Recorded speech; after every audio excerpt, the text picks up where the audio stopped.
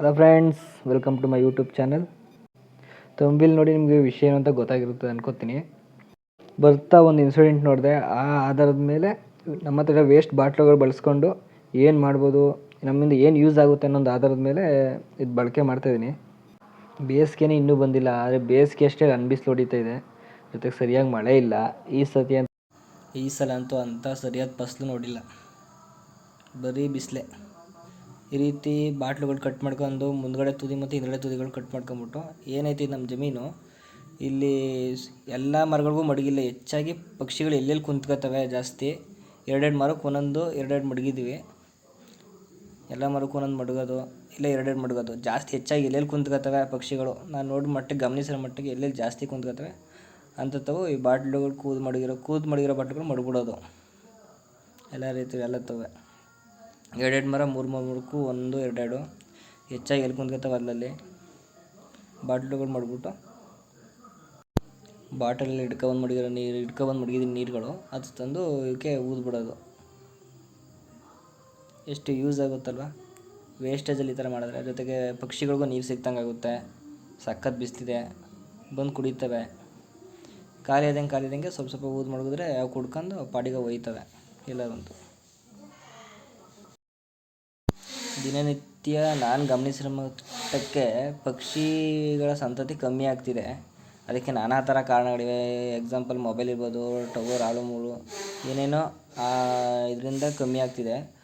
But ನಮ್ಮ ಕೈಲಿ ಆದಷ್ಟು ಉಳ್ಸೋಕೆ ನೋಡೋಣ. ಜೊತೆಗೆ ಅವಕ್ಕಾದಷ್ಟು ನೀರು ಮಡಗೋದು ಎಲ್ಲ ಮಡಗಿದ್ರೆ ಬಂದು ಎಲ್ಲ ನೀರು ಕುಡ್ಕೊಂಡು ಹೋಯ್ತಾವೆ ಅದು ಪಾಡಿಗೆ.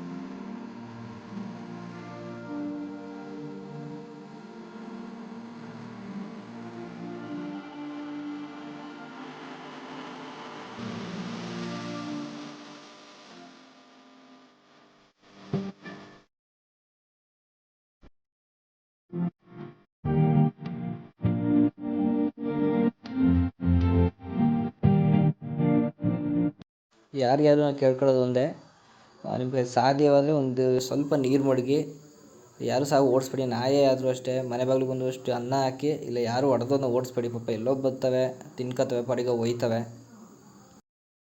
ವಿಡಿಯೋ ಇಷ್ಟ ಆಗಿರೋ ಒಂದು ಲೈಕ್ ಮಾಡಿ. ಯಾರೆಲ್ಲ ನನ್ನ ಚಾನಲ್ ಸಬ್ಸ್ಕ್ರೈಬ್ ಆಗಿಲ್ಲ ದಯವಿಟ್ಟು ಸಬ್ಸ್ಕ್ರೈಬ್ ಆಗಿ. Thank you for watching.